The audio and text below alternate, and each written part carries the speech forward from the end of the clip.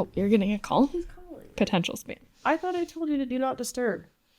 I said do not disturb me. Phone. Do not disturb. I'm disturbed enough. I've got plenty of disturbance in my life. Disturbances. By day 30, enough disturbances. in permanent do not disturb mode. Yeah. Day 30, man. Yes. Wow. How are you feeling? I feel like it's been 30 very long days. It feels like it just started and it's been lasting for forever. I was trying to describe this to someone last night because, like, I feel like we're in the, like, slump of just miserable. Everything is terrible and it's really hard to get through. And I was like, why does it feel like this? Like, why do we have these feelings? And the only thing I could describe it as is like that moment when you're on a plane that's delayed and you have a really tight connection that you need to catch and you're like you're like about to get off the plane, but you can't control anything. Like you can't control when they open the doors. You can't control like when you're sitting on the tarmac waiting Yes. to get out so you can go to your connection. You can't control like the people in front of you that are like taking so long to like take their bags down. The people that seem like this is their first day on an Yes. airplane. Yes. Yeah. And then you have to like sprint to the gate and then like Trevor Lee standing up immediately in the aisle and is like blocking you from getting to Yes. the connection. Yeah. Yeah, and then you get there and like you have no idea to know if the door is open or closed to like the next plane, and then you get there and there's like that nice woman that's like, no, it's closed. And like that's the feeling every single time that they take a vote in any of these things, and there's like that tiny bit of hope inside of you that you're like, no, I'm gonna make it. I'm gonna make this connection. Like, they're gonna hold it for me. Like if I run fast enough, I'm gonna get there. They're gonna keep the door open, and like maybe they do every once in a while, but like mostly they don't. Mostly they don't. So it's like 45 days of that exact feeling. Yes. Like 10 times a day. Yes. That's actually such a good metaphor. Thank you. Exactly right. Yeah, no, that's exactly what it feels like. And then you're outside with like the bridal party trying to get to the bachelorette party, sobbing outside the They're gate. sobbing. It's just you with like the trans people and the immigrants, and we're all crying together. Yeah, That's exactly what it is. Yeah. And you have this like weird camaraderie with the other people that are like in this like miserable situation together. But yes, everyone's in the pain cave together. No, but it is a unique form of torture, Yes. I think. And like there's so much that you can't control. There's so much that's going on behind the scenes that you don't have any influence over. We don't know what air traffic control is. No. Yeah, but you can't control any of it. And like there's some things that you can control, like how fast you're running and like how much you're doing, And but how like loud you're yelling. yeah, but otherwise like it just feels like you're just like on this roller coaster that somebody else is in control of, and like Yeah. it's tough. It's very tough. I think too, the other thing that's hard is that the exhaustion is part of the strategy Yes. in a lot of ways. Yes. But yeah, it's exhausting, and it's exhausting for us to follow it and to watch it and to be in community with people that are being affected, but like also acknowledging that a lot of the things that are happening in the session are hard for us because we are people that care about other people, but a lot of this will not directly affect us. And like, I can't even imagine what it feels like for people that are being directly targeted, that Yes. their healthcare, their livelihood, their access to, you know, support and services is being stripped away. And that sucks for us to watch, but it's even worse to experience, I would very much imagine. Yeah. Which is a good point. I mean, so we want to talk today about a specific committee hearing and what went down, the bill that was being heard, and some context. Do we need to say who we are first? Oh, sure. The two ticketed passengers that are missing their flight are here with you today. I'm Gabby Finlayson. And I'm Jackie Morgan, and this is what the hell is happening on Utah. day 30 of the legislative session. So yeah, today we want to talk a little bit about some of those extra intense moments, and in particular one committee hearing that really got to us this week. And we want to, I don't know, we're trying something new here. We like don't know what this podcast or YouTube situation is going to look like, but as we were seeing this committee hearing this week, and Gabby and I typically sit next to each other at a desk all day as we're watching these things, and we have commentary and dialogue, and then it typically will lead us into a rabbit hole where we end up doing so much research on one random specific thing. And so we wanted to take you on that little journey with us today, because there is some insane rabbit holes that we went down on this bill. Yeah, and by we, it really is Jackie. For the purposes of this podcast, I have quarantined my brain from, you know, after this committee hearing, which I have seen, And then after that, Jackie was like, no, I'm going to do the research. Like, we're going to talk about it. And I am excited but horrified to hear about what's going on. And I have some tidbits for you, man. Okay, so we want to go through one particular committee meeting that happened this week, specifically the Law Enforcement and Criminal Justice House Committee, where Trevor Lee presented a bill, HB 88, that we're going to talk about a lot more in depth. But I think what I want to say about the committee meetings before we get into it is like, this is one of the only steps in the process where legislators have to actually sit there and listen. And like, they don't have to do anything, but they have to sit in the meeting and they have to listen to people who tell them, this is what the bill does to me. This is what the bill does to my family. This is what the bill does to my patients or my clients or whoever it affects. And like, it's one of those like shining spotlight moments during the session, I think, for a lot of bills, because it is when we get to hear the real stories, and the stories are what actually move legislators. Yeah. And so, I mean, they've gotten very good at like finding ways to not listen to people in those too. Yes, they do. You will see them doing a lot of scrolling, a lot of side chatter, a lot of them walking out of the committee meeting. But also limiting public comment, Yeah, like 100%. limiting the time that they're able to come, the amount that they're able to speak, what time of day they're having the committee hearings. The number of people they allow to speak. Yeah. So they've gotten good at trying to ignore people as much as possible. But it is the time where those personal stories, like, they really are impactful. They really move people. And I think it's extra hard to like have to go through that committee hearing and then watch them vote yes on the bill. For sure. Yeah, and it's always shocking to see that they are still able to fall in line with the way that they're supposed to vote or think that they're supposed to vote after hearing that. The other thing that's interesting that not every committee has, but this one did, and a lot of the big controversial bills will do, is they will very intentionally give equal time to people that are for and against the bill. Sometimes that doesn't exist. Sometimes there's only people that are there to speak in favor or against it. But like for this one, they initially said, we're going to take 7 people, right? Like 7 that are pro, 7 that are opposed. Even if the vast majority of the room is opposed to a bill, they will still hear equal testimony on both sides, which is really interesting because that's not really, I don't know, like that's not really like fair. It's not a real representation of how people feel. They're just trying to give themselves cover, it seems like sometimes, to say like, well, you know, we heard from people that are pro and against, so I guess we'll just vote for it. Yep. Yeah. So Trevor Lee walked into this committee hearing. He slithered in to present a bill. And now I want to give you an opportunity to choose your own adventure here. Would you like to go down a rabbit hole of some background on Trevor Lee and his greatest hits? Or do you want to talk about why he was in a bad mood walking into this committee hearing? We're going to do both at some point. Yeah, we're going to do both at some point. Okay. I think let's talk about his background and how we got here. Okay. Before we talk about why he was in a bad mood. If I was Trevor Lee, I'd be in a bad mood every day. Well, yeah, let's start with who Trevor Lee is, because a lot of people, I think, know that he is one of the worst legislators. Yep. But a lot of people don't know the extent of why that is the case. Which I learned some extra fun facts about him. All right. Trevor Alfred Lee. Trevor Alfred Lee. Yeah. What a guy. So he was only first elected in 2022, and he started his first legislative session in 2023. I cannot believe that it's like only been that long. I feel like he's such like a figure in the legislature. And he famously ousted an incumbent representative at a Republican convention. So Steve Handy was a very moderate representative in Davis County, and very well liked, I think, by a lot of people on both sides. Yes. Yeah. And he, at a Republican convention where like probably less than 50 people voted in that election, for sure, he ousted him. And it was a whole thing. Steve Handy tried to run a write-in campaign. Like, there was a lot going on. Yeah. Do you know what he does for a living? Trevor Lee? No, I actually don't. Okay. Is he an ICE agent? That would fit. So he is supposedly a wealth manager. What? No idea. I would like you to read his bio that is listed on the legislative website, or part of it. All right, from the website.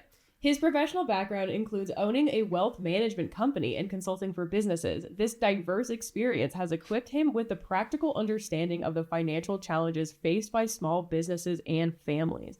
How is that diverse experience? Wealth management companies and other businesses? Well, it's unclear. So here's where it gets I fun. would not trust him with any financial decisions whatsoever. But okay. Yeah. So the legislators all have to fill out a conflict of interest form on when they file for office. Yes. And do you want to know who he lists his employer as? I hope it's the business that he says he runs. Home Depot. He works for Home Depot. What? His employer is Home Depot? Is that real? Yes. So when he first filed for office in 2022, his employer was Home Depot. He has since... Look, no shade to people that work real jobs. I mean, shade to Home Depot for all of their decisions that they've made and their political donations, but like... What? So he lists his job as HDE sales executive, which I had to do some research on. Okay. But from what I could tell is like it's not a home, like he doesn't work in a Home Depot. He goes to people's houses to like sell them Home Depot like services. What? Yeah. The hell? Yeah.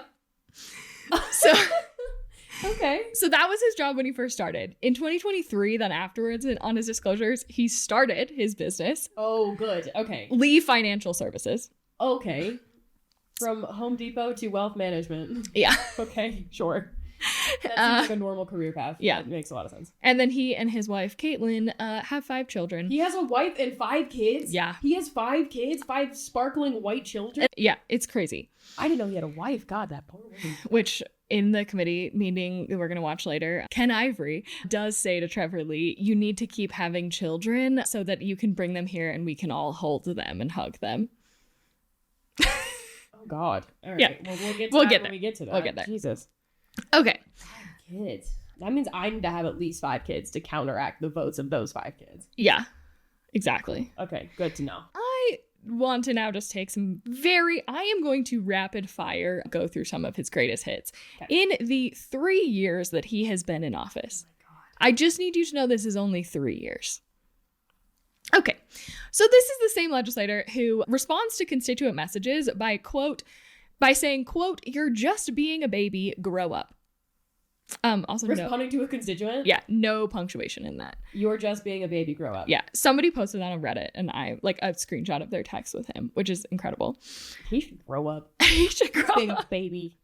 Insane way to respond to a constituent. That's awful. Yeah, that's horrific. You might remember last year that he ran HB 77, which banned pride flags in government buildings and schools in our state. Remember that. Well, last year, part of the conversation when he was presenting this bill in committee allowed for historical flags to be used in schools, which did include the Nazi flag. Yep. Which he did not see as a problem, where you could not have a rainbow flag that is also historic, mind you, to teach people about what the gay rights movement was. Mm-hmm. But we can talk about the Nazi movement in Germany because that's more historic. Educational. Right. Yes. So let's not educate people on civil rights. He eventually did give in to taking that out, thank God, but that's what he wanted in there. If you want to know how he actually feels about this, in an interview, I think to KSL, he said, if I go talk to a lot of my friends who are black... Oh, please show me one black friend that Trevor Lee has. If I go talk to a lot of my friends who are black, they'd be like, yeah, man, I don't agree with all that LGBTQ stuff. You see the black and brown now in the LGBTQ flag. I'm like, that's embarrassing. You wouldn't want to be associated with those people. What? Okay. Several thoughts. This is incredible. Okay, 1, Trevor Lee has no black friends. No. I will tell you right now, that's not real. That's like outside of maybe Burgess Owens, who is not his friend. I do not think that exists. Secondly, this is why we need to teach history. The black and brown stripes that exist in the sort of like newer pride flag is called the Progress Pride flag. The one that that one that you can see. That does not represent black and brown people. That is not what that means. So we can start there. Yeah. You should understand what's going on. Also, you can't just see the colors black and brown and be like, those people. I know those people. This is the same person that also called Pride Month satanic. Well. Well. To him, it probably is. Yeah. Yep. And it should be. And so... we have a lot of this information because Trevor Lee used to run a burner Twitter account at Ballin Lee. He learned that from his black friend.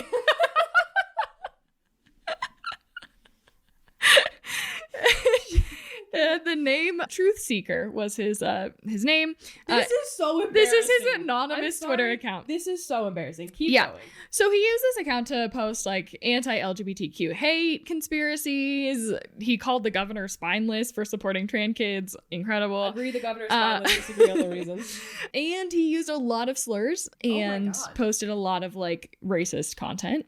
So first of all, on this Twitter page that he ran, the background of his page, what's that called? Like your cover picture? Yeah. It was the 13-star Betty Ross flag, which represents the first colonies. And the Betsy Ross flag also, my understanding, is that it's been overtaken by like white supremacist far-right people to kind of represent the white people that established the first 13 colonies. Correct. Is like the way America should be. It's like a white supremacist thing. Correct. Okay, cool. So now, and then it also had his profile picture was an umbrella that, you're going to love this, was said on it, fam proc.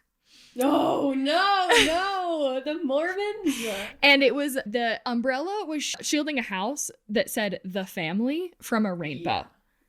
Right. The fam proc umbrella. There's so many layers to this that I need you to explain a little bit. Yeah. Okay. There's probably more to this, but as the resident Mormon of the team, let me help explain. Mm-hmm. So the family proclamation was this proclamation, quote unquote, that the leaders of the Mormon church put out in the early 2000s, is my understanding. And this sort of, so what it says, it establishes a lot of things, but one of the things that it says is that marriage is divine and like ordained by God between a man and a woman, and you're supposed to have kids and all that kind of stuff. Yeah, and traditional gender roles in the family. Yes. And they started doing this after they put out this proclamation in the early 2000s. It was 1995, by the way. Oh, I'm sorry, in 1995. So after they put that out, they did this around the time that the marriage equality movement was making some progress. And in order for the church to be involved and to claim that marriage equality is against their religion, they had to make it very clear that it was part of the doctrine and part of people's everyday lives. And so when they put out the family proclamation, they encouraged members of the church to print it out and hang it in their houses as like a way to symbolize this as part of their culture. Yeah. And that still exists across the board in almost every Mormon house you'll go to. And this is not a thing that most Mormons know, that it was because of this legal pushback to marriage equality that the family proclamation exists. Yeah. And so then putting that fam proc on an umbrella that's shielding the traditional family from the gays is like the most perfect representation of actually what the family proclamation is supposed to do. And it's like, bro, you are telling on yourself right now by having that graphic up. But I digress. Yeah, and then he also used a lot in this the hashtag DesNat, which is short for the Deseret Nation movement. Des Nation. Which is a far-right, self-appointed defenders of doctrine, and they're LDS fundamentalists, like, online movement, and they're pretty famous for harassment and bigotry. Yeah. And, like, calling people out, doxing people, I'm pretty sure. There's, like, crazy stuff. Yeah. It's, like, the very dark underground Mormon stuff. So this is where he lives, in this like internet space. Great. So some of his famous Twitter activities here. So he liked multiple replies to a post by Charlie Kirk about prominent Black women saying that they have a low IQ. And that post was about Supreme Court Justice Ketanji Brown Jackson. What? I thought Charlie Kirk was so good and he just wanted to have civil debate. No. Black women have a low IQ, according to them. That's horrifying. For so many reasons, but okay. He said, this is what happens when past policies to incentives. So it's like past policies to incentivize, I think is what he meant, to incentivize foreigners and not protect your culture run unchecked. Ah, yes. The foreigners are what ruined America, though every person that is here that is not native is a foreigner. Yes. Ruined America. Yeah. But, okay. Yep. He used slurs like tranny on podcasts and social medias, even after he publicly apologized for it after the backlash. And then he was like, I didn't know that was a slur, which if you're this deep on the internet, you know that's a slur. And then he like doubled down, right? Yep.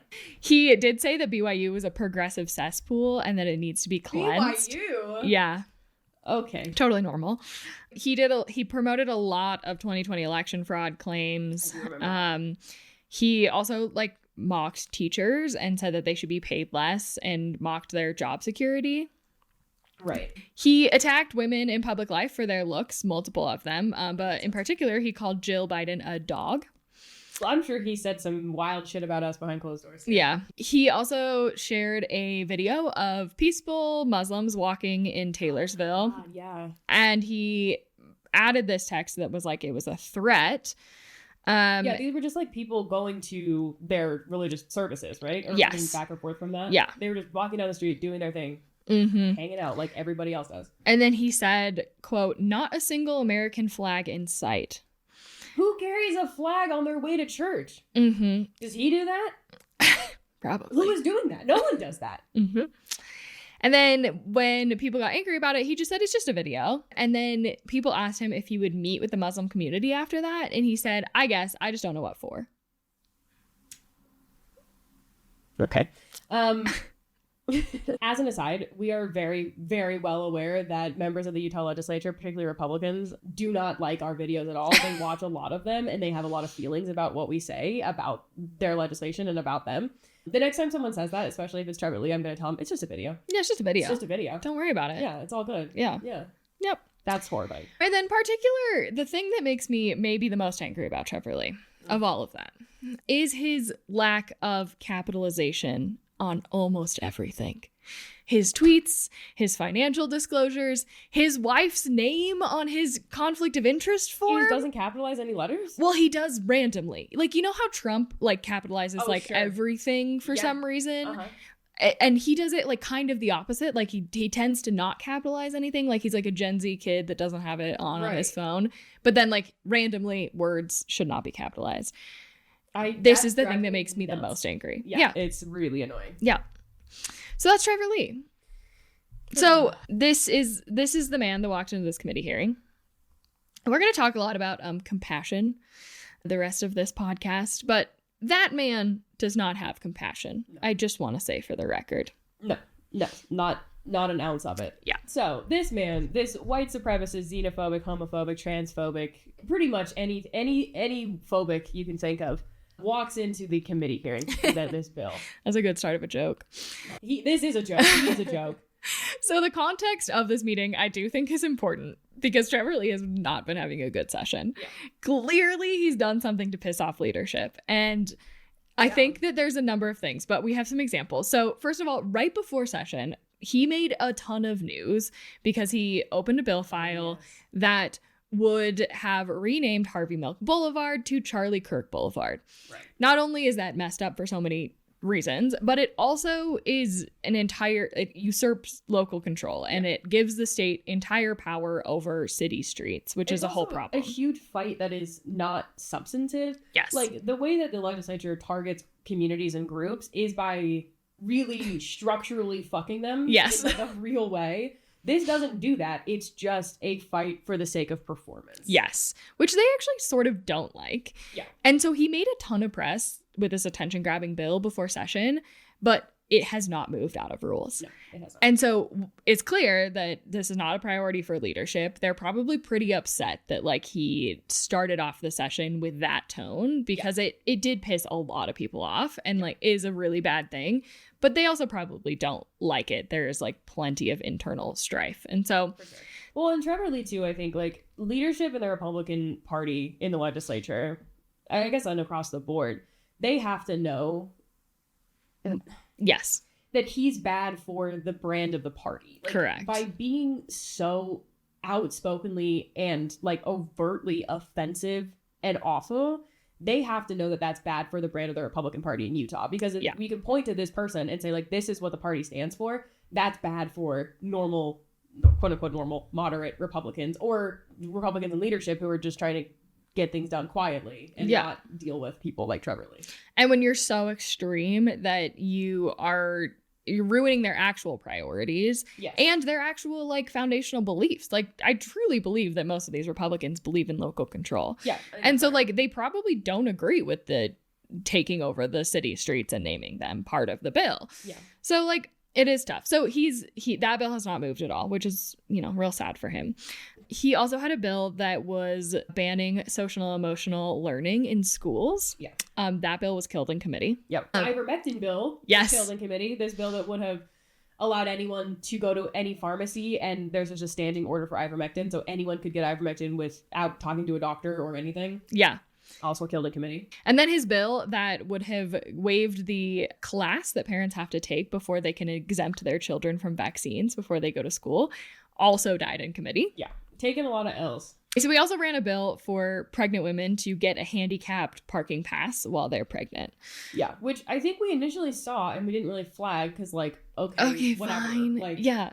I mean, if that's all it did, right? Like, okay, yeah. I think that makes sense. So you just, we're going to watch them this committee hearing because it was just entertaining in a lot of ways. But you would think the rationale behind this, like, why would you run this bill?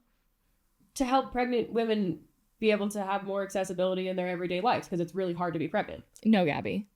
This bill is to help with fertility problems in the state in order to expand our families. What?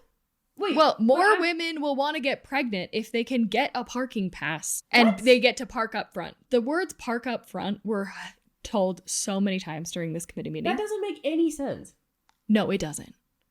But more women will therefore get pregnant. Okay, I'm not going to sit here as a woman and I'm like, you know what? I don't know if I want to have kids. It's really expensive and the political climate's really bad. And also we have arsenic and the Great Salt Lake and my children can't breathe or go outside for recess. School, we have no gun control in this state. Like, there are a lot of reasons that I have thought about, like, do I actually want to have a kid?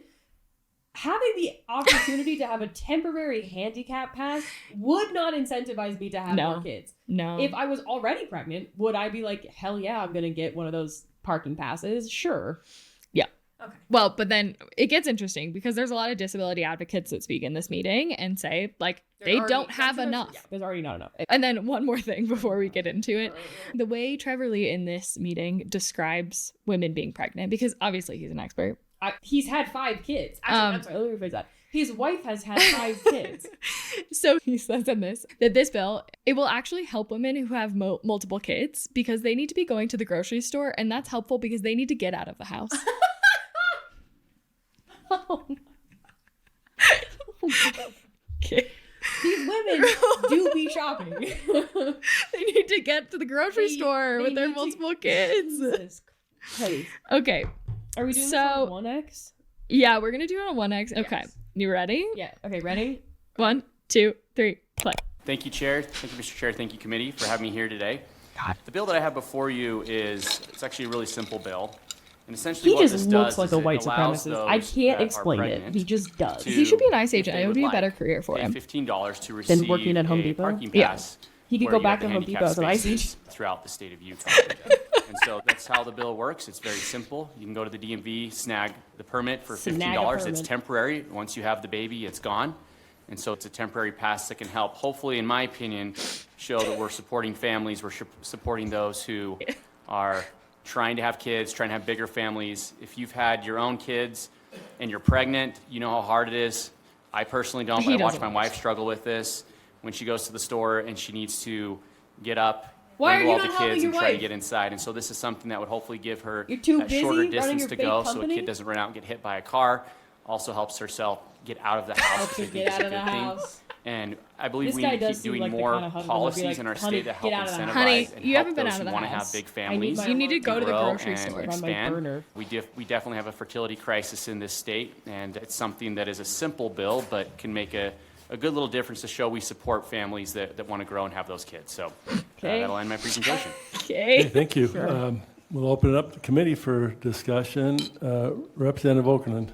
Yes, thanks, Mr. Speaker. Okerlund, a moderator Have you from Sandy. had conversations with advocates for people with disabilities, and what is their input on this bill? Great question. Yeah, so they have said that they don't have enough parking right now for those who are disabled, and so they would want to be able to add an additional stall or additional parking if possible. Thank you, Mr. Chair. So I'm just wondering, is there some chance this might violate the ADA because the whole parking space thing is tied to the ADA? Probably. We would subject ourselves to some sort of federal intrusion if we try to do something like this. Like, hey guys, this might violate federal law. Good question, Mr. Chair. So I have spoken with some of these agencies back in D.C. on these laws, and they didn't say it would infringe at all. Like, this is something that we can do. We offer temporary permits to others who have, had surgery, been in accidents that aren't like permanent type disability parking, and they're allowed to park in the He's so handicap spaces. well-versed So on this would just disability. be added Yeah, I into know. that as a temporary option on top of those who also are, temporary for there. Thanks, Mr. Chair. Representative, I need to know if this isn't a blatant conflict of interest for all the cute kids you're going to continue having. Disgusting. So my wife's currently not pregnant, so she can't get the pass, but she would have loved to use this when she was pregnant. We're expecting more, and we want Ew. to hold them, the Ew. grandpa duty. So Ew. let us know. All right. Ew, I Representative would Dominguez. never let Ken Thank Ivor you. hold my child. So I have a just question. need you to I know that that. Never. motherhood None is of a these journey, people are and holding my postpartum child. is probably one of the most important parts that I would think this bill Rosalba would Dominguez, include. Democrat from Maybe a month Murray. or two afterwards, or at least 6 weeks afterwards. So as limited as possible is what I'm aiming for, and specifically, like, when you're a mother, those last few weeks, those last few months of the pregnancy are rough, and I want to make sure that that's that time period when they are getting out, they're going to the store, they're going Classic. We're places still that going they to the feel store. like, especially on Is that that long all walk that to get into women the do store is is go to just easier stores? for them. Correct. But you're exactly right. Also, if you I were wish about maybe to if we give had an birth, additional stall why for would- just mothers that had a bunch Trevor, of kids. why are you not helping your wife? Maybe you have like an HOV He wants an lane type HOV thing. line. You know, If you too have many multiple kids, you can park up front now. But Too. I think the walk for them at that point's good. Have any idea how many, what percent would would do that? Thank you, Mr. Chair. No, I have zero clue. No idea. No idea. But I would hope that it's used, if they are, as just a small, simple tool for those who really want it. I believe they will go get it, and it will be very helpful to them. Yeah. I mean, a lot to be said about that committee hearing. I think, like, fundamentally the most important thing that you need to take away from this is that, one, Trevor Lee is fundamentally a bad legislator. Like, He's not good at this process. he's just not good at like structurally. There are things that are really important to understand as a legislator, and we see this all the time. What does your bill do? Who are the stakeholders that you talk to? Can you answer the questions? And what are the biggest impacts outside of the focus of this proposed bill on other areas and aspects of the state? And he very rarely can answer any of those questions in his committee hearings, which is like partially why his bills get killed, on top of the fact that they're really extreme and Yes. just like they don't do anything productive. And that he apparently does not help his wife whatsoever raise their children, and that she needs to take all 5 of Go their to the children grocery store. to get out of the house. Yeah, You know? all women need to. Yeah. I'm sure that he seems like the kind of guy that says that he's taking care of his kids, but he's babysitting his kids. Oh, for sure. My biggest red flag about that. Well, no, speaking of him being a terrible legislator, the last bill we can talk about that put Trevor Lee in a bad mood before this committee hearing was another bill that was honestly a good bill to begin with. It allowed people to register to vote when they were getting hunting and fishing licenses. Yes. This one, it sped through committee with, I think, bipartisan support. It's just like a normal good idea. Like, if Sure. you're going to get a fishing license, you should be able to also register to vote. Sure. Great, whatever. You're I mean, involved we'll in- register more Republicans, but that's Whatever. fine. I don't I'm care. supportive of it. Yeah, go ahead. So this is the initial bill. It passed through committee. Pretty little controversy on it, actually. And then it got to the floor and he introduced a new substitute. And the new substitute had this whole other thing that totally changed the bill. Which is also just bad legislation. You should not introduce a structurally different bill between the committee and the floor, but Yeah. sure.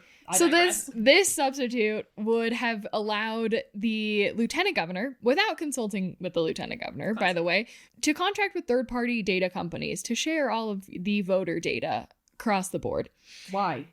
Why would you do that? Palantir. I don't know. Yeah, fundamentally a bad idea. You know what gets hacked all the time? Third-party companies. Yeah. So it totally changed the bill. It added this whole other thing. And then on the floor, the debate was interesting because it was clear that another legislator, like another House member, had come to him and said, I really want to do this thing. You should just stick it into your bill, Trevor. Like, just sneak it in there. It'll be fine. No one will notice. No one will notice. It'll be cool.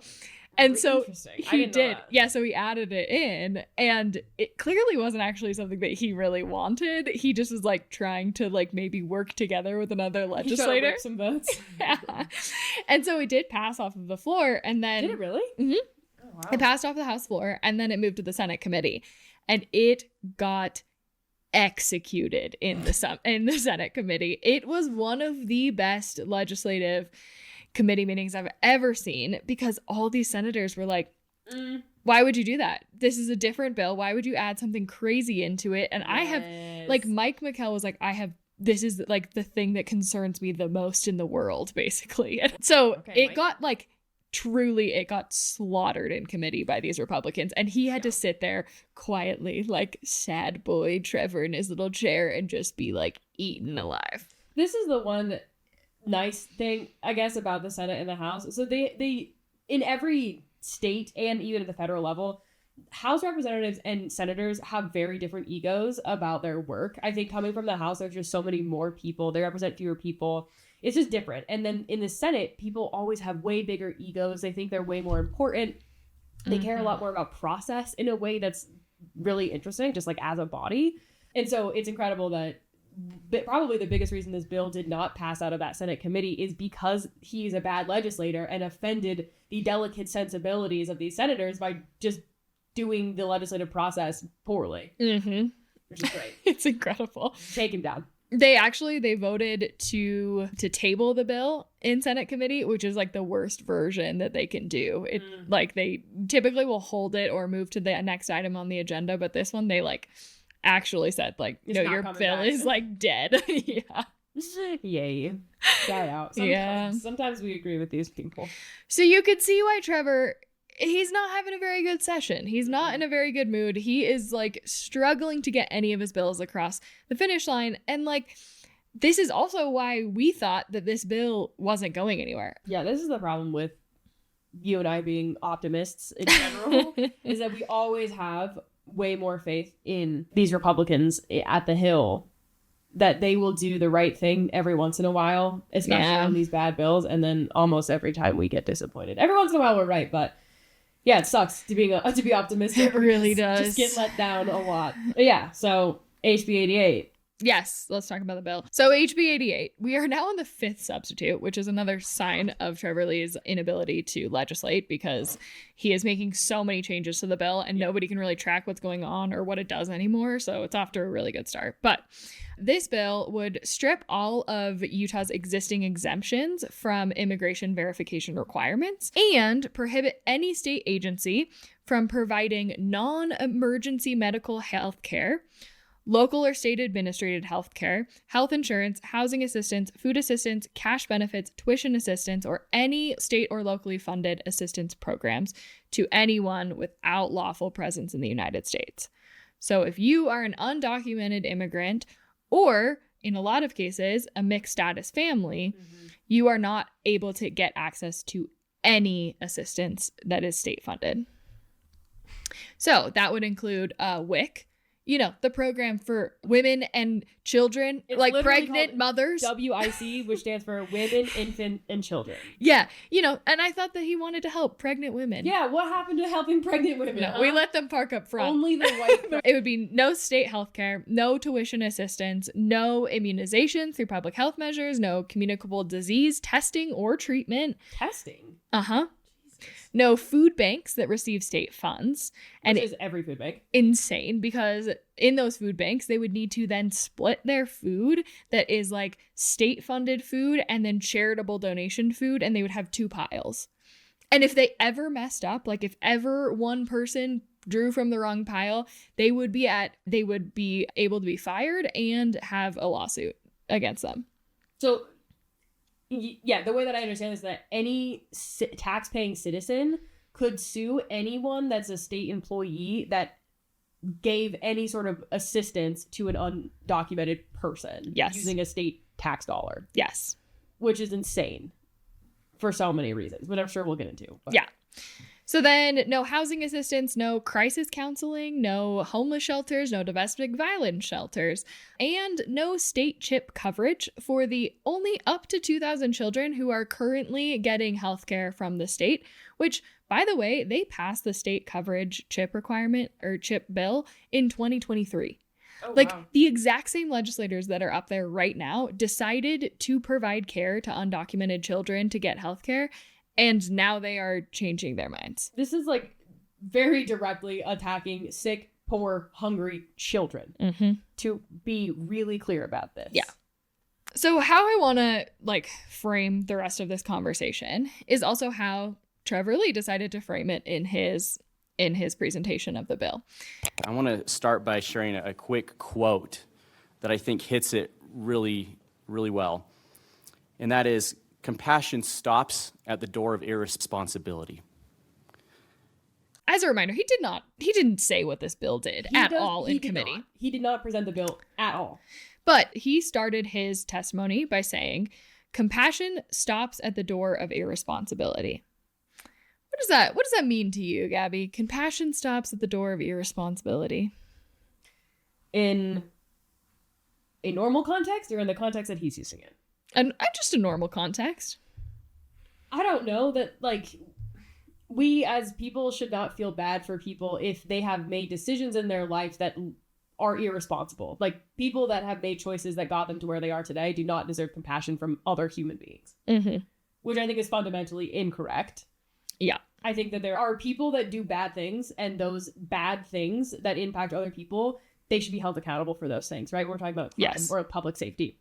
But there are also a lot of people that are trying to do the right thing, that are just normal people that end up in situations outside of their control completely, that require other people to have compassion for them, and not just compassion in feelings like we do a lot of here in Utah, we'll pray for you or whatever. I feel bad, but in ways that require us to structurally help people, because 99% of the time when someone is in a position where they need help from the government, from other people, from their community, it is so much more dictated by the structural injustices that exist in a long-standing country that does not provide actual safety net support for real people. Yep. That is why they're in this situation. It is through no fault of their own, not to mention generational poverty, generational racism, these structural things that exist that give people no real opportunity to not require help from other people.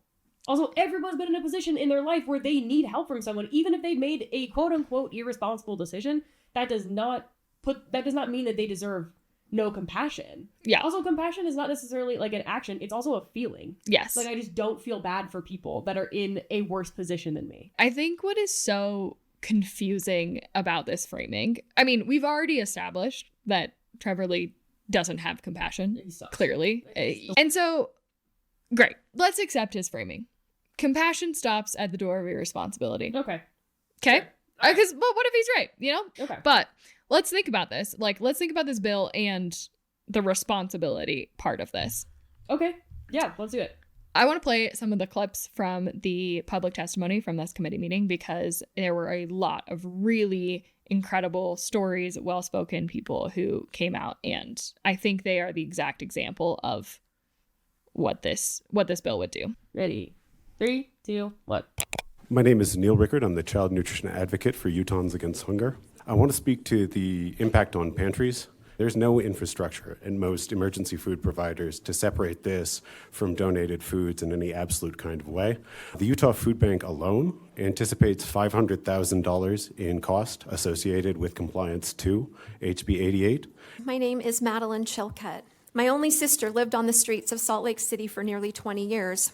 During that time, she struggled to keep hold of her legal identification card. U.S. citizens without ready proof of lawful status who are unhoused and or poverty-stricken will be a casualty of House Bill 88. Don't let misinformation or fear override your conscience.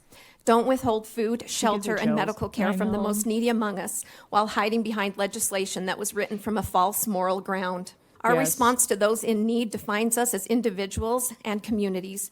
This hateful legislation will negatively impact families for generations to come.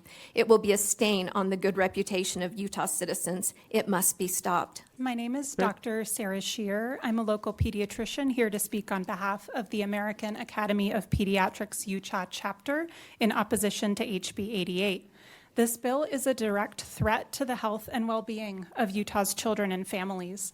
By requiring verification of immigration status for all public assistance, including public health services like vaccination and communicable disease testing and treatment, This bill risks worsening our outbreaks of measles, whooping cough, already and have bad ones flu of those. in communities across the state that affect U.S. citizens and undocumented people alike.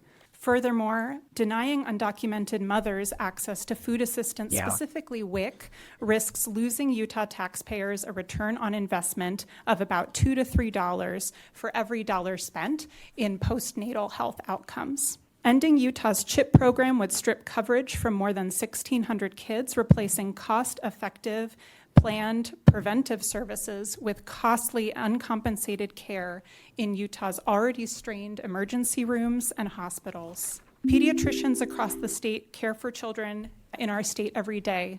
One young man with cancer who I have the privilege of caring for, who loves Elephant and Piggy and prays to God every day for a cure from his cancer, will not be able to continue his treatment without Utah CHIP. We urge you to vote no on HB 88 to protect all of Utah's kids and families. My name is Cooper Cordova. I'm here representing myself. I just want to briefly correct the record by saying that being here as an undocumented immigrant itself is not a crime.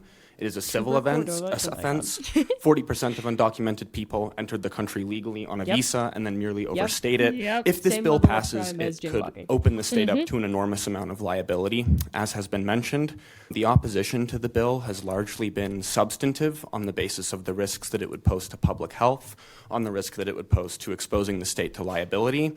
And I find it very interesting that the original rationale for the bill, which was stated as being to incentivize undocumented people to self-deport, has not been mentioned once. It is a quote on the record that this bill would incentivize undocumented immigrants to self-deport. My name's John Taylor. I represent myself. If you've been to Yellowstone lately, there's a sign that says, "Don't feed the bears." We used to feed the bears in Yellowstone, and it attracted a lot of extra bears, and they became lethargic. They didn't fend for themselves, and it became a nuisance. You would say the compassionate thing is to continue to feed the bears, but that's not the case.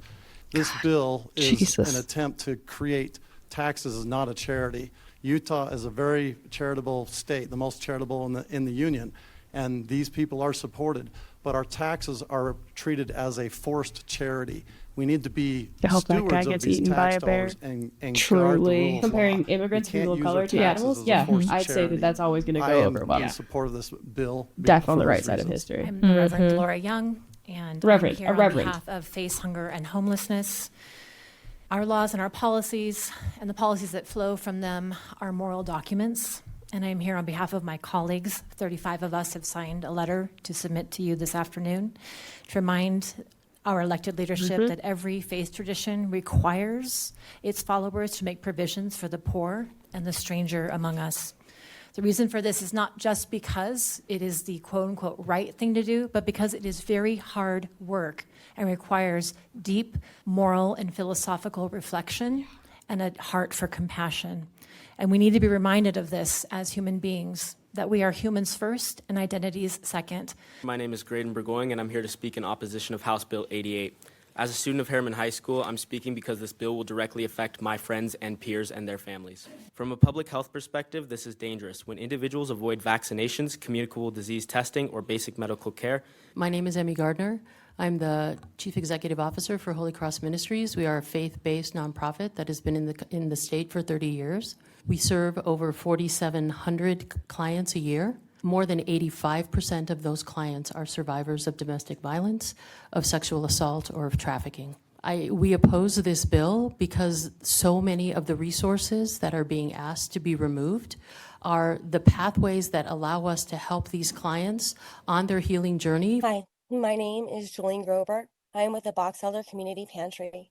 I want to let you know that this bill will impact our little pantry so much. We serve all of Box Elder County. We are a rural community. We are a farming community. Annually, this would cost our little pantry $20,000 or more to check every single person that walks through that door to serve. My name is Yvette Romero Coronado, and I'm a longtime resident of West Valley City who works in this community as a social worker, mental health professional, and as a professor at a local university. I want to ask, what problem is this bill solving? Policy should be about improving people's lives, and this policy does the opposite. It prevents people in crisis from accessing critical services such as shelter, life-saving and sustaining medical care, and food. People will die. and I am not speaking in hypotheticals. This will happen. The next time I'm working with an undocumented client experiencing a suicidal ideation, where will they go for life-saving care? Where should I, as a mandated reporter, refer them? The next time I'm working with an undocumented child who's been subjected to sexual abuse.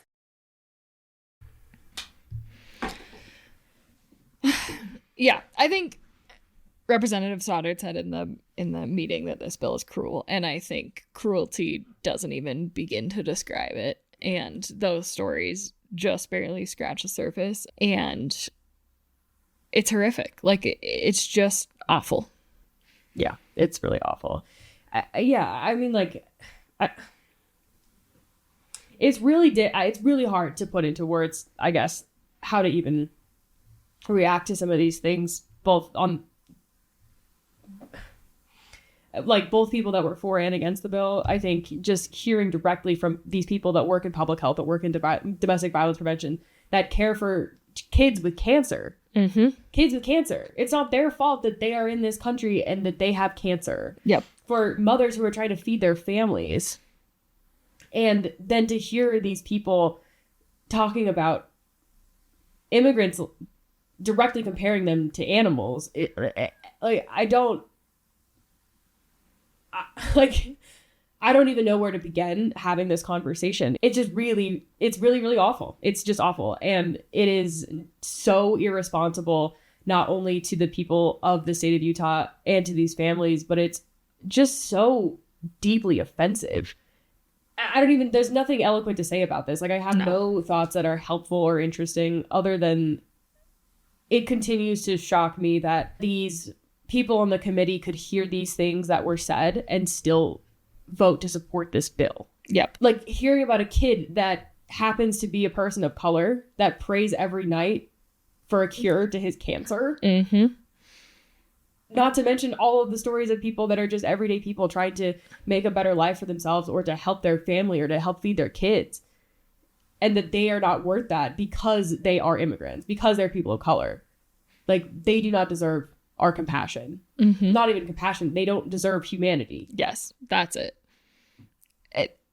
And to frame all of that within the argument of compassion stops at the door of irresponsibility is just it is getting to me so much, because it's not only are we not being compassionate for these people, it is irresponsible. Yes. To pass this bill. Yes.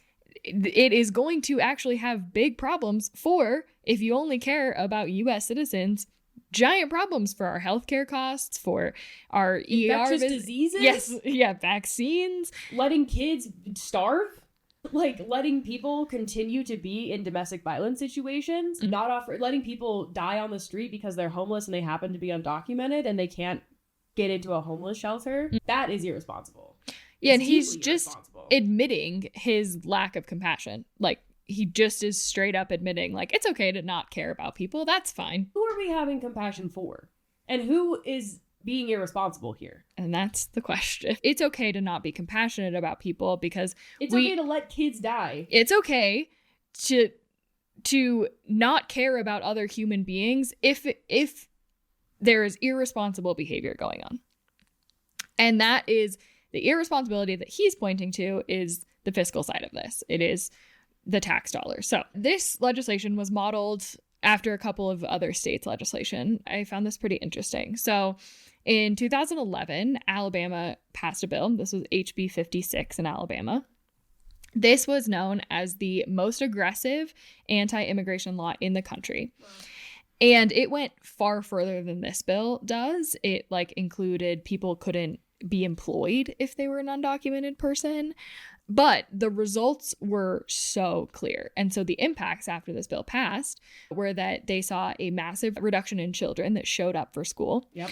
They had crops that rotted in their fields because nobody came to harvest them. Oh, really? No American citizens wanted to do jobs that undocumented people are willing to do to make their lives better? Interesting. Crazy. Their GDP losses were $10 billion. Which is 6% of the entire state's economy from this bill. And then, super fun fact, the CEOs of both Mercedes-Benz and Honda on separate occasions were traveling through Alabama and didn't have the proper documentation and were arrested. Whoa. Yeah. Wow. Okay. Yeah. That's wild. So then in 2013, they settled in court because a lot of this was unconstitutional and they gutted most of the bill. Thank God. There's another similar bill in Arizona that was passed in 2010. It lost $253 million in tourism revenue and nearly 3,000 jobs in the first year. There was also giant boycotts and a massive outcry after that bill was passed. And the boycotts cost close to $1 billion in 6 months. Right. And then, the Supreme Court struck down 3 of the 4 main provisions. But the fascinating thing about the Arizona law that they passed, you know what the other repercussion was after they passed that in 2010? More people registered as Democrats. No way! Yeah, it led to an increase in voter registration of Democrats because people were so upset about this bill passing. Wow, that's wild to me. Yeah. That's incredible. I mean, that is awful that they had to get to that point where people Yeah. that, but like, that is a very interesting. Yeah. stat. And then the last one, in 2011, Georgia also passed a similar law, and it lost $140 million in crops in a single season. And they tried to replace the workers with probationers. Okay. And half of them didn't even make it through the first day. Wow. Yeah, that doesn't surprise me at all, actually. Yeah.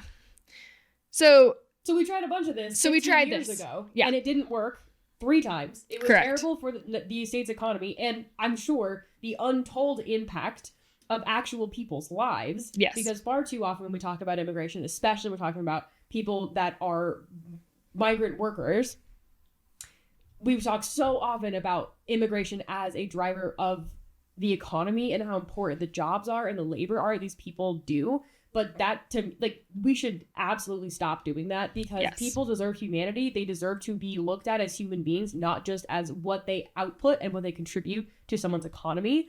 But if that is your framing, if that is what you believe, we know that this does not work. This will not help people and it will cost money to the state. And did we just forget that lesson from 15 years ago because now we're just bringing it back?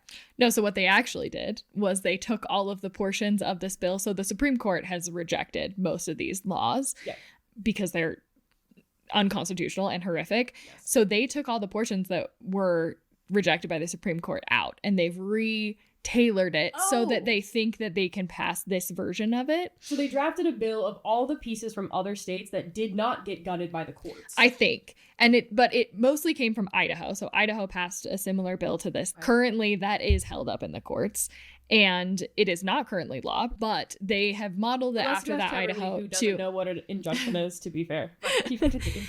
So they've tried to make this law compliant. Is my understanding, because these ones in Alabama and Arizona and Georgia went much farther than what this bill does, but the same. So if Idaho just passed this almost exact same law that is currently enjoined in the courts because people filed a lawsuit because they are saying this is likely unconstitutional. Mm-hmm. So Trevor Lee rests his entire argument on this bill on one singular source. He brings to the committee a handout and he hands it out, which I will show to you in a minute.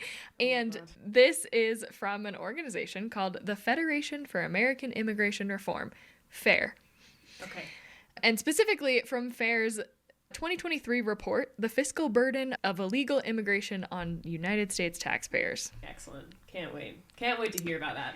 So the top claim in this is that illegal immigration costs Utah families $931 million annually, which that cannot possibly be correct, but go on. Yes. Yeah.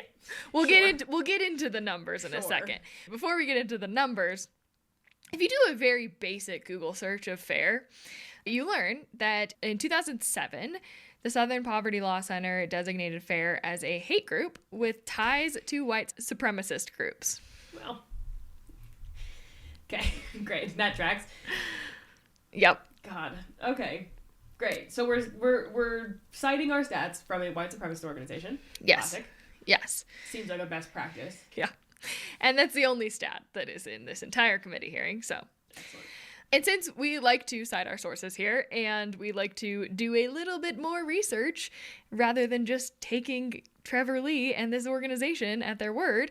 You should never do that. You should never do that. I spent a little time, and by a little time, I mean so much time, looking into this organization. And boy, we are about to go on a journey. Get ready, so everyone. Buckle up. Pause now if you need to go to the bathroom and get a snack. Yeah, we did. We took a little pause. So, I would like you, Gabby, to read this quote from the president of FAIR in 1997. Oh, God. Okay. FAIR President Dan Stein himself stated in 1997, God. Oh, okay, I can do this. Immigrants don't come all church-loving, freedom-loving, God-fearing. Many of them hate America, hate everything that the United States stands for. Talk to some of these Central Americans. Yeah. So this is the more recent president of FAIR.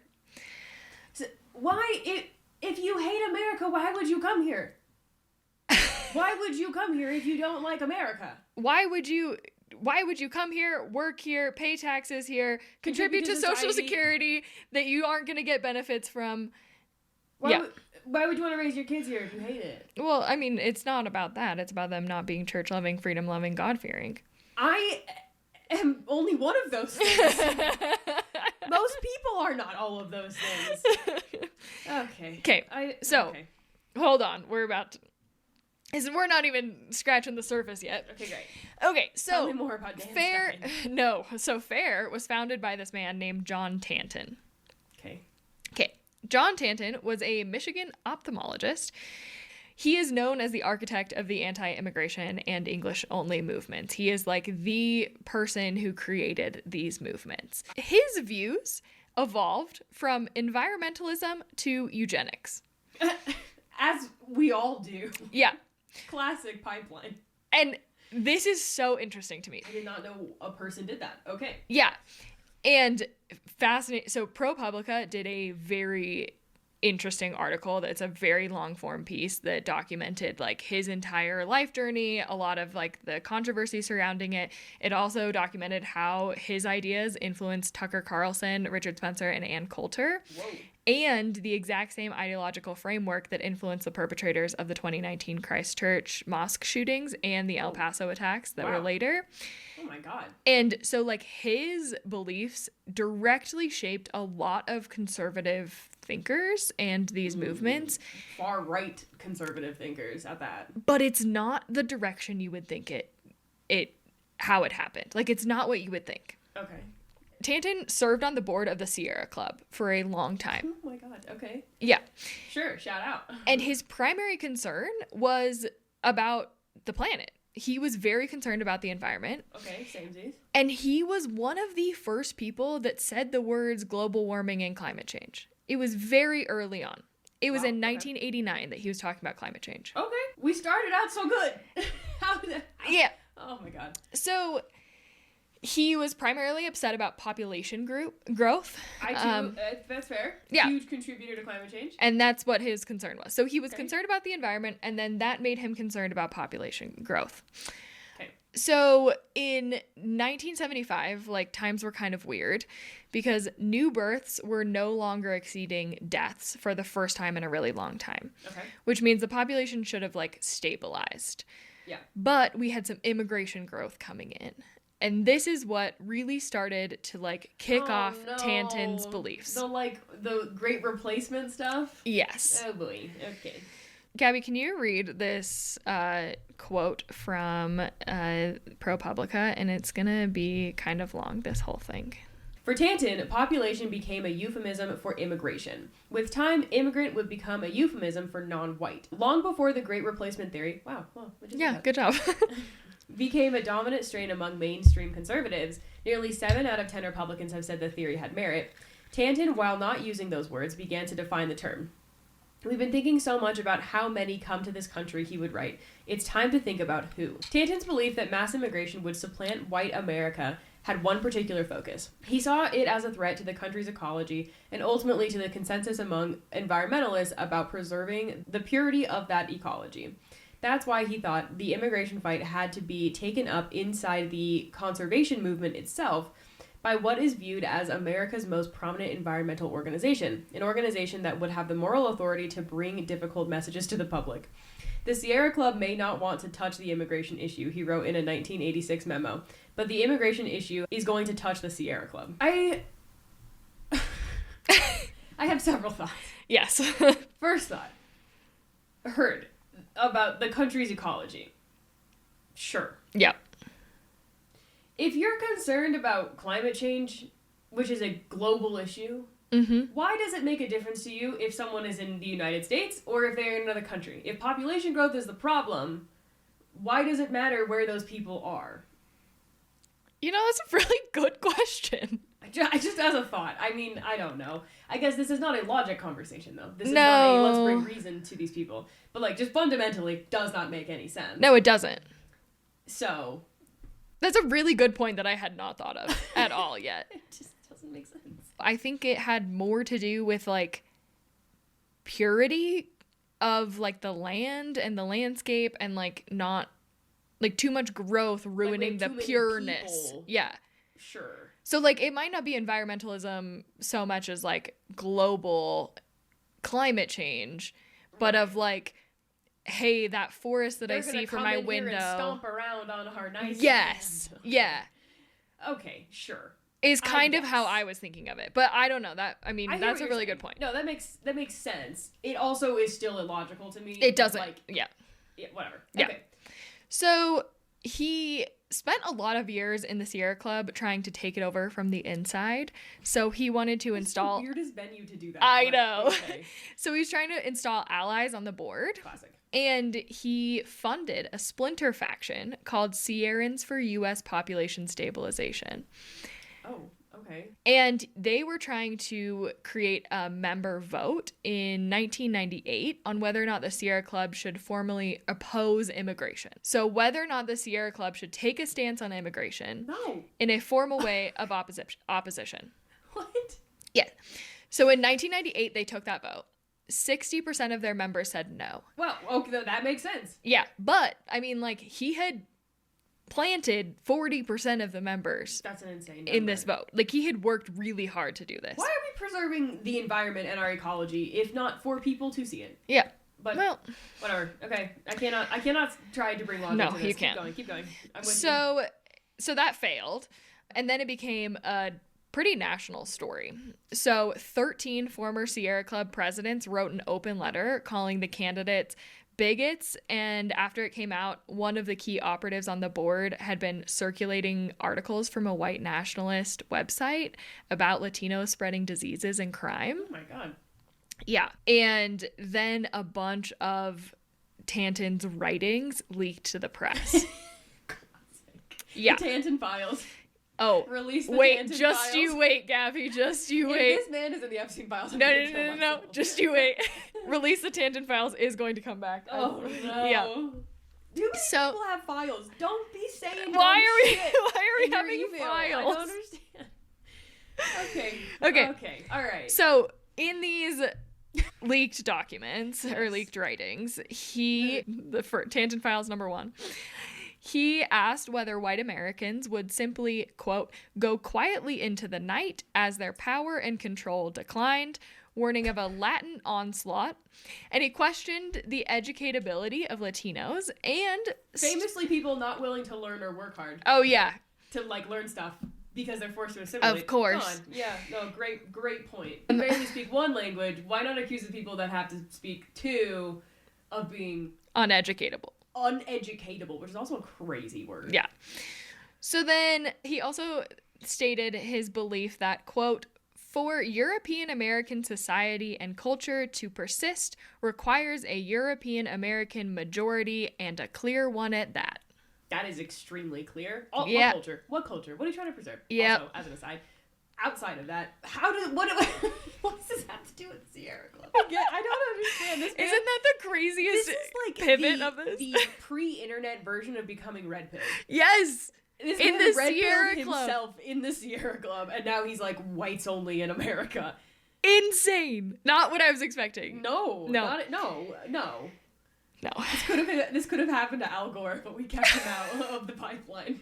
Okay, so the white people must outnumber the brown people. So these memos leaked. It created... They always have. So what the fuck are we talking about? Yeah, it created a lot of backlash. So a head of one of his other organizations resigned and called it repugnant and not excusable. Walter Cronkite and Arnold Schwarzenegger quit the board of the Sierra Club. Whoa! First of all, stacked board we got out of here. Wow. Even the Terminator was like, can't do it. Sorry, can't do it. Not for me. What are you talking about? As an actual white European, he was like, guys, this is too far. Yeah. I'm Republican. So this is his origin story. Okay. But some other interesting facts that the Southern Poverty Law Center says about why they're a hate group.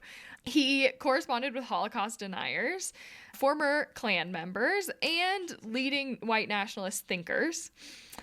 They have those? Leading white nationalists? Apparently. There's a whole thing about a back and forth about them writing to each other. It seems like a romance to me, but I don't know. Just kiss already. Exactly. And then in 1975, he wrote a paper titled The Case for Passive Eugenics. And then later in... I feel like you usually try and hide it. You don't just call it eugenics. Yeah. You call it something more technical. So he argued in that paper that childbearing should be restricted to those between the ages of 20 and 35. And then eventually... We're right on the brink. Yeah, Oh, exactly. no.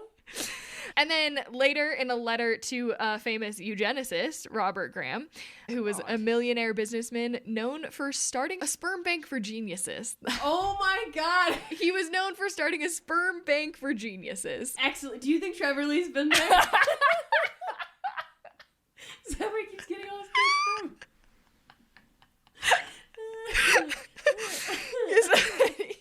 Self-proclaimed geniuses go into a sperm bank. Just flush it down the toilet. Oh, wait. It gets better. You ready? No. So, in the paper, or in the letter to the sperm bank genius, he says, do we leave it to individuals to decide that they are the intelligent ones who should have more kids? More troublesome, what about the less intelligent who logically should have less? I mean, look. Are there several people that I know in my life that are some of the dumbest people I know that have kids? Yes. Do I think that they should not be able to have children? No. But do I want white supremacists deciding who are the smart people? Also no. An insane thing to say. Eugenics is bad, guys. Remember that? But sure. Between 1985 and 1994, FAIR received more than $1 million from a group called the Pioneer Fund. Excellent, very Utah coded. Yeah. Well, it was incorporated in 1937 by a man whose interest in eugenics was deepened by a visit to Nazi Germany.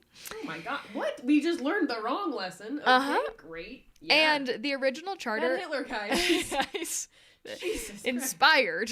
Inspiring is not a word that I would use. And then this organization's original charter aimed to encourage propagation of those descended predominantly from white persons who settled in the original 13 states. The Betsy Ross flag. Yep. Ross flag. What a throwback. One of its very first projects, this Pioneer Fund, was the distribution of Nazi propaganda film about eugenics. What? Yeah. They're pro-distributing Nazi propaganda. Like the flag from the flag bill. Yeah. Okay, keep it going. That's a crazy thing to do. Yeah. They stopped receiving funding from this organization at some point in time, but still received quite a lot. And you read the quote from the president, Dan Stein, the more recent president, and he has boasted that FAIR leaders have testified before Congress now over 100 times. That's horrifying. Yeah. That is horrifying. In 2004, FAIR, they, in their annual report, actually praised Tanton and praised him for his visionary qualities that have not waned one bit. So he's not at the organization anymore. Is he dead? No, he died, yeah. Oh, okay. Well, that's probably for the best. And then... But the organization, as recently as 20 years ago, was like, this guy still rules. Yeah, he's still sweet, yeah. This guy's still sick. He's we stand by everything he's ever said. 100%. Let us give our information to Utah lawmakers. Yeah. And then coming back to the Tanton files, 10 boxes of his personal archives remain sealed at the University of Michigan until 2035. Oh my God. Where they become unsealed. Under his conditions. Oh my God. So he gave a bunch of his writing to the University of Michigan under the conditions that certain of the boxes They had remain to be sealed until 2035, specifically. Oh my God. Why? Isn't that Why? terrifying? We must read I these. hate it. Wow. Isn't that so scary? That is horrifying for many reasons. Also kind of a baller move. I'm going to do that. When I know, die, it's pretty sweet. But there's going to it's be just nothing in there. Yeah, just empty boxes. University of Utah, you cannot open this until like 15 years after I die. Yeah. It's very important that you do this for me. That's a crazy thing. Isn't that insane? If what we know based on what we just read is the stuff that's public facing, that's just very blatantly white supremacy, eugenics, hating immigrants. Yeah. What is in those boxes? I don't know. Unless it is a full confession that all he ever wanted to do was help climate change and this was all a prank. Maybe it that was. went terribly wrong and he feels so bad about it, and then there's only horrific things in those boxes. Oh, that's crazy. Isn't that insane? That's really, really wild, yeah. Wow, everyone stay tuned for 2035. 2035, we'll be here. Do a part 2 in 2035. We'll follow, don't worry. In 9 years. Okay, so that's the organization that supplied these numbers to Trevor Lee. I just would like to bring us back to the task at hand here. Yes. Which is that he is citing these facts from this organization. Yes. This one specifically. A Utah lawmaker. Yes. Yes. Let's just be really clear exactly who he's taking his information from. Organization that has said they have not strayed one bit from a self-proclaimed white supremacist. And eugenicist. Yeah. Right. Yeah. Not to forget about the eugenics. Anyway. Gabby, do you want to pull up this infographic one-pager from FAIR that Trevor Lee is taking his information from? Yes. Oh boy. Okay, so on this graphic, This is so Republican coded, this graphic design. I know. Well, I also have so many comments on it. Okay, so on this graphic is fiscal burden of illegal immigration on Utah. How much does it cost taxpayers in the Beehive State? And the file is called Utah 2023. Yes. So this is probably from... It's from their 2023 report, yeah. You want me to read the statistics? Yeah, please. Oh, I'd love to. Okay. Oh, God. Why are there so many different fonts? Yes. Oh, okay. Sorry. That's not relevant. that one box has like 4 fonts. Look at that. Why is the Utah so big? I don't know. It's fine. An estimated 137,000 illegal aliens live in Utah. Why is the text so close to the baby? I don't... Okay. There are roughly 48,000 U.S.-born children due to. Okay. Those are U.S. citizens. So what do you want from me? Illegal alien households add 54,188 students to local schools. Okay. And 48,000 of those are American citizens. Yeah, correct. Right. All right. I'm just No, you're getting it. Right. You're getting it. The spacing on the boxes. The average cost to Utahns is $5,033 per illegal alien! Exclamation mark. Exclamation mark is really what got me there. Yeah. I feel like that's pretty good. Also, 3 of the boxes have punctuation, 1 of them doesn't. Yeah, correct. Okay. Illegal immigration cost Utah taxpayers $931.1 million in 2023. So they're saying in 1 year, over $900 million from illegal immigration. That amounts to a burden of $901 per Utah household annually. Yeah. Okay. Okay. So let's talk numbers a little bit. Please. Okay. So this information, which let's take at face value, they are saying that there are 137,000 undocumented immigrants in Utah. Okay. Yes. That's, I'd say, pretty much in the range of correct. That seems like a reasonable number. Utah has, what, just like 3 million or so people that live here? 3.8. Yeah. So Pew... 3.8, really? I think so. That's crazy. Pew puts the estimate at 140,000. The Migration Policy Institute puts it 138,000. Okay, sure. The Institute for Taxation and Economic Policy puts it at 92,000. So we're in the correct range. Somewhere between 90 and 150,000. Yep. Okay, sure. That seems right. I don't know. I have no idea, but yeah. So those numbers, multiple stats. Those make sense to you, right? I guess so. Yeah. I mean, I don't know anything, but so in committee, Trevor Lee said that there were 500,000 undocumented immigrants in the state of Utah. Where did we get that from? Unclear. Trevor, buddy. It doesn't appear in the report. Someone has cited that number in a different point this session. And I don't know if it's just them, like, talking about it and they just, like, think it's 500,000 or something. How do we... Okay. But, like, if even the white supremacist organization is saying 137,000, how does Trevor Lee get to 500,000? Yeah, that would be 15% of Utah. 15 out of 100 people in Utah. Yeah. Are undocumented immigrants.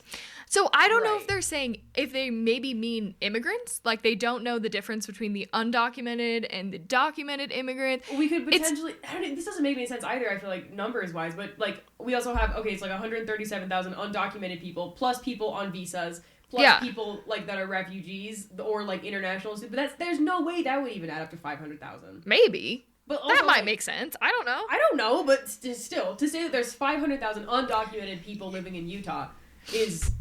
Show me, Trevor, if you're watching this, show me where the numbers are. Yeah. Because I don't think that in any neighborhood, anyone would be like, yes, 1 out of every 15 people I know are undocumented. No.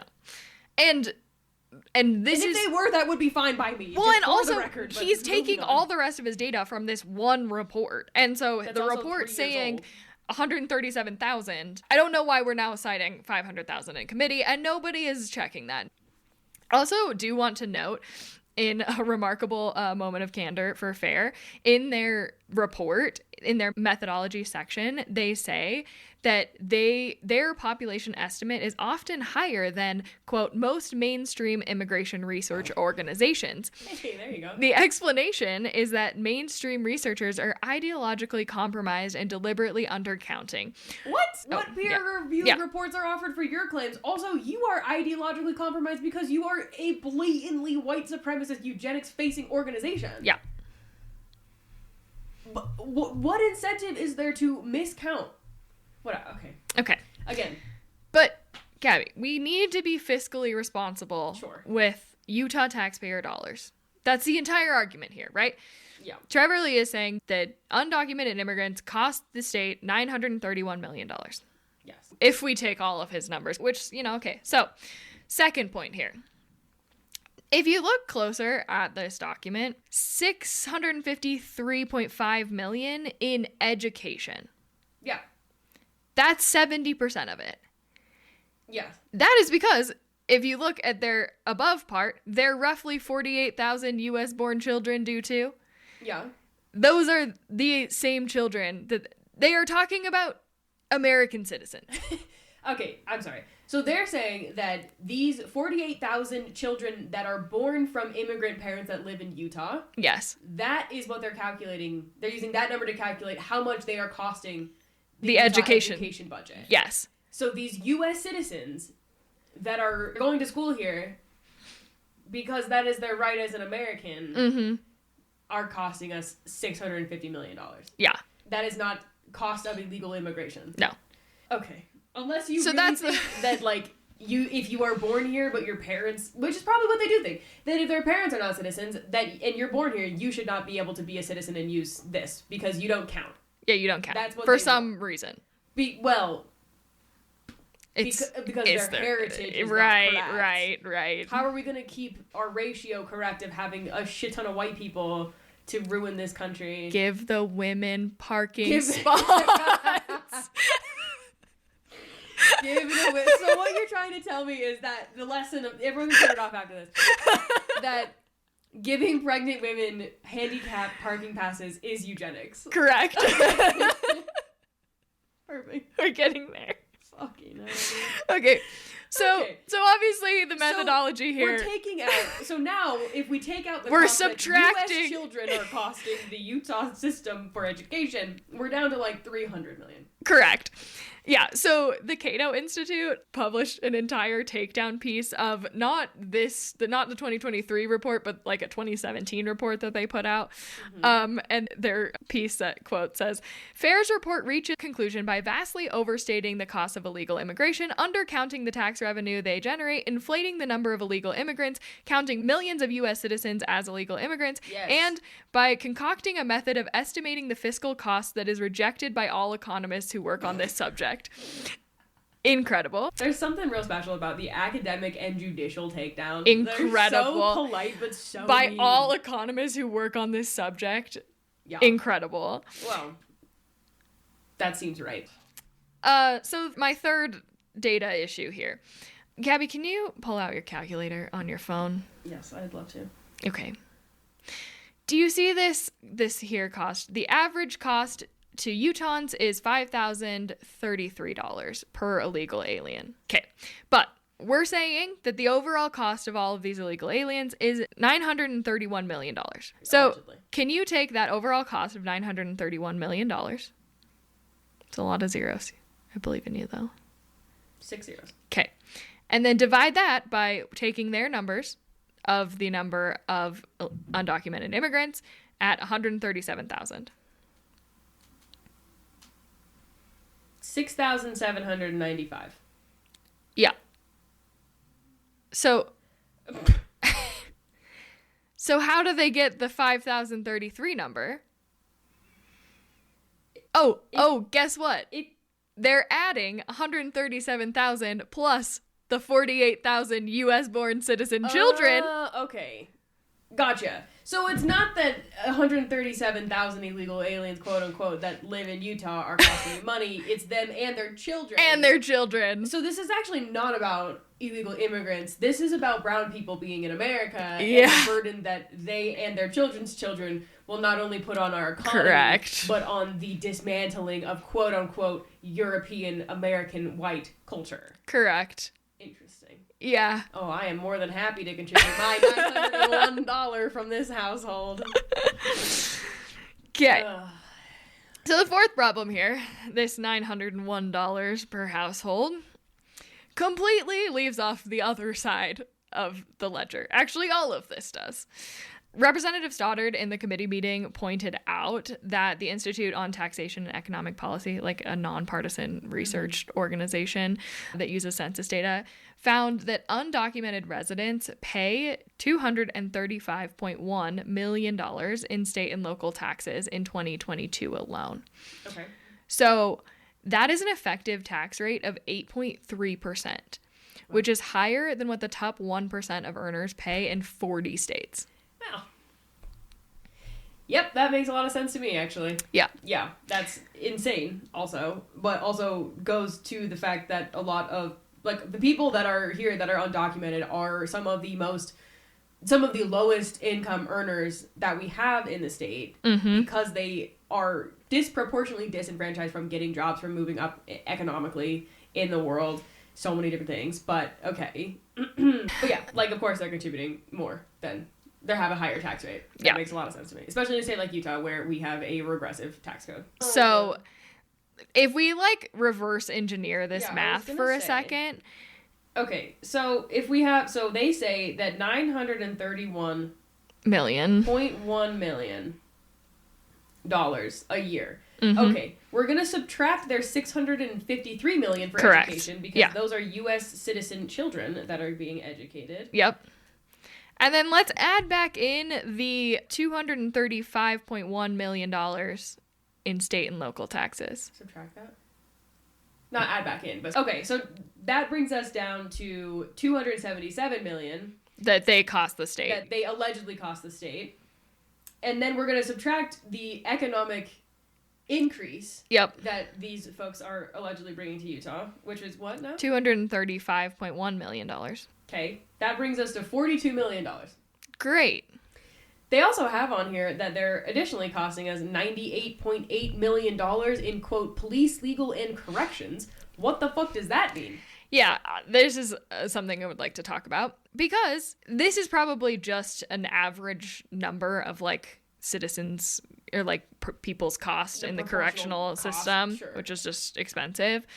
But research is very consistent, and it has been for decades, that immigrants, including undocumented immigrants, commit crimes at a lower rate than native-born Americans. Yes. People that are undocumented have zero incentive to commit crimes. Yeah. Even if you listen to this hateful man that's founded the organization and you really think that immigrants hate America, they have no incentive to commit crimes because they will be deported. Yes. They will be deported. And every person that's undocumented is so much more aware of the law, what they can and can't do. They are far less likely to ever have even an infraction because they know that the cost for them is not a citation or a ticket or a fine or going to jail. Being kicked out of your house and your deported. country. Yeah. Yeah.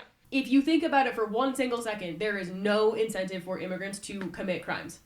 And, like, obviously, white people in the United States commit crimes at a much higher rate than immigrant communities. Yes. Or even black and brown communities that are citizens. Yeah. But, okay, sure. The Cato Institute specifically said that non-citizens are 45% less likely to be incarcerated than native-born citizens. Yeah, you are statistically safer in a community with more immigrants in it, by the way. That's a beautiful statistic. Yeah. What a good fact to remind people of. Yeah. I love that. Okay, so, sorry, we're at how much? 46? We are at 42.5 million. Okay, great. So here's some other stuff. Yeah. So undocumented immigrants nationally pay, this is nationally, so you can't really add this into our thing, but yeah, for our thing. Nationally pay $25.7 billion into Social Security in 2022. Wow. They cannot use those Social Security benefits. They paid $25 billion into benefits that are only going to American citizens, not to them. Yeah. They also paid $6.4 billion into Medicare. Yep. Also not something that they can cash in on. So they are subsidizing the retirement of American citizens that they are paying into and that somebody else is collecting. Well, and then not to mention, so now we know that immigrants do not cost, they're very likely to not cost $98.8 million per year in police, legal, and corrections. Yeah. If you take that out of your equation, we are now in the green as far as money goes. And then there's a whole section here that just says, plus healthcare, public assistance, and general government service expenses, which does not have a line item on it. And that's what Trevor Lee's bill is trying to get rid of. They are somehow estimating at like $200 million a year, which is also like, I guess, a thing that they don't want to put on here. But that is the entire piece of what this bill is supposed to do, is to get rid of those healthcare and public assistance things, which is evidently from this, or they would have put it on here, even for these white supremacists, saying the cheapest thing that we can offer undocumented people. Yes.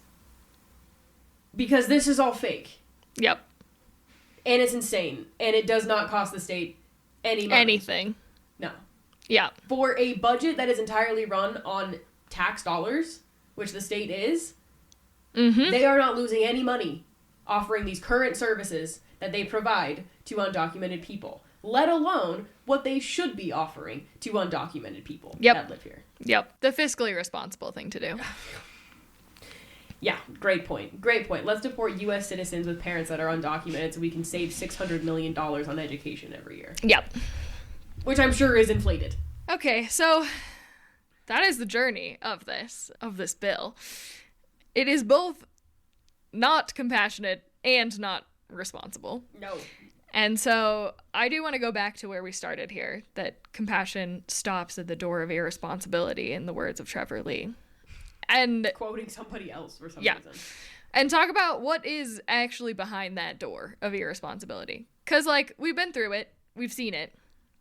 And what I see is a sad, pathetic, small, weak legislator who walked into a committee who cited 500,000 undocumented immigrants in Utah, even though that doesn't exist from any source, and inflated his own numbers. With a report from an organization whose founder spent his career corresponding with Holocaust deniers and white nationalists, whose archives are literally sealed from public view until 2035, and whose funding comes from a foundation that distributed Nazi propaganda films. He was a racist, eugenicist, and environmentalist, maybe, at best. And that report was presented as the fiscal analysis for this bill. And the math about educating American citizen children as an immigrant expense, when those same American children grow up and pay taxes and they just count them as an expense and disappear any returns. Even though they are legally, they are constitutionally allowed the same rights as any other child born in the United States. Correct. There is a lawsuit provision in the bill behind this door that lets any Utah taxpayer sue any government employee who doesn't check someone's papers before handing them a meal. There's Idaho. that has done it. They've tried it, and they're losing in court and spending their taxpayer dollars to fight this. We have Alabama, who lost $10 billion in GDP, Arizona, who lost $1 billion in tourism revenue, in Georgia, where the crops rotted in the fields because nobody could pick them. And to end all of that, all of the numbers and the sources and the court cases in the history is a boy with cancer who loves Elephant and Piggy and books and prays every day for a cure. And the 4,700 survivors of trafficking and domestic violence whose pathway is out of these situations this bill closes, and a social worker who went to the Capitol and asked them a simple question: where do I send an undocumented child who's been sexually abused, and came home without an answer? So compassion, Trevor, doesn't stop where irresponsibility begins. It's how responsible people govern. That is the truth. Right there. Yeah, I mean, I don't even know where to start. Like, I think a lot of the legislators that are opposed to this bill said it better than I can, but to paraphrase, why does government exist if not to help the most vulnerable people in our society? Mm-hmm.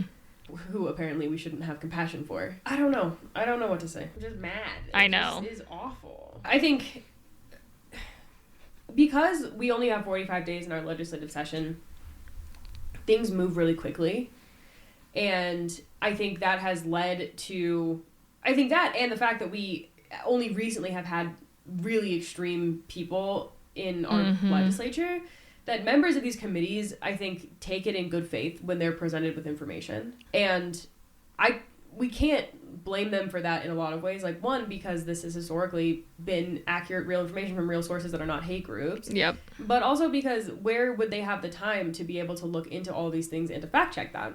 No, they're tracking 900 bills. Yeah.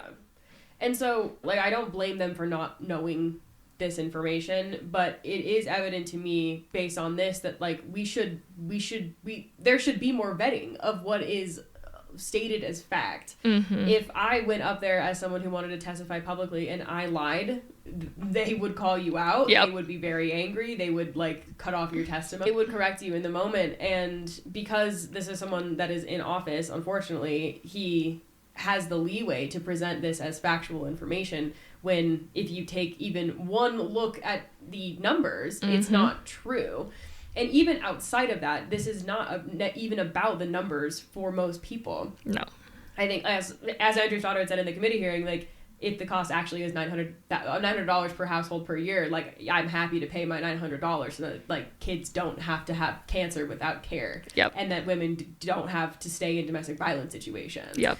But outside of that, this is a bill that is being led by and backed by and supported by groups that are literally white supremacist organizations, that are hate groups, that are trying to impart eugenics in America. Like, this is not that complicated when you understand where this is coming from. And again, because I continue to be optimistic in my heart, I want to think that if this information was presented to these legislators, they would understand that this is not something that is actually helpful, outside of the fact that it is extremely economically irresponsible for the state. Yep. I would hope so too. One could hope. Send this to your legislators. Yeah. Make them listen to this whole podcast. Sure they will. I'm sure they will. Yeah, and I don't know. I guess just, like, the other thing on top of that is, I think I don't want to understate, I think, what it is like, not that I understand this, but what it would be like to be someone who is an immigrant, who is undocumented, who has family that are immigrants, and even having to see that someone like this that is able to present this information in this way is such a, not disrespectful, is, like, such a, not even the right word. No. But just, like, the erasure of your humanity, of your legitimacy, trying to say that immigrants are only something to look at on a ledger and not as human beings that exist in this country that are trying to do the same thing that everybody else in this country is trying to do. Like, the impact that would have just seeing that, but let alone having to hear from this person over and over and over again talk about how illegitimate you are as a member of your community, or in your life. And not to mention the members of the public testimony portion that called them feel animals. empowered Yeah. to be able to say the things out loud that they have felt and thought for, I'm sure, quite a long time, because someone like Trevor Lee is giving them an opening to justify their bigotry and their hatred of immigrants. Yep. That's what I have to say about That's and I hate it here. I don't know. I think the hope here is that there are so many people that are doing the really good work, or even if they're not doing work, that care, that do believe that we should have not only compassion but support and excitement and celebration for people that want to come to this godforsaken country. Yep. That are not willing to let these types of conversations and this type of legislation go unnoticed and without having a conversation about what that actually looks like. And there are really amazing organizations doing the same thing. You know, the ACLU and Voices for Utah Children and all of the immigrant defense funds and so many other organizations that are doing everything they can to fight back against this really awful, hateful legislation. I will say Voices for Utah Children does have a web page on this bill and a very nice one sheet that you can use if you would like to talk to your legislators or you want some actual statistics and facts. They have some really good resources that we can link. Well, that's all I got. I guess the worst news of the day is that not only are we not going to be able to get parking passes if we get pregnant, it's that we are also on the tail end of the eugenics preferred age range to have children in the first place. And we're not going to get the Tanton files until 2035. Yes. We'll see you all in 2035.